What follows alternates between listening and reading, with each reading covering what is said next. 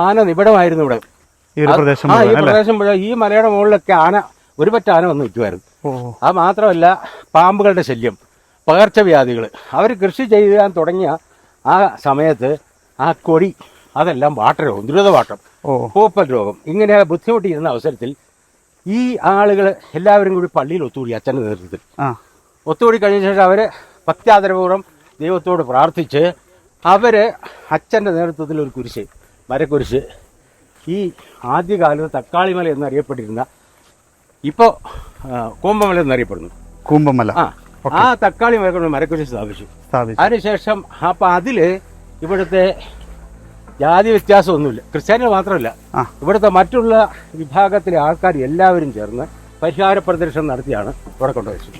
55 അടി ഉയരത്തിലാണ് ഈ ക്രൂശ് തിരുവോം. ഈ മല എന്ന് പറയുന്നത് 3500 അടി കൂടുതൽ ഉയരത്തിലാണ് സ്ഥിതി ചെയ്യുന്നത്.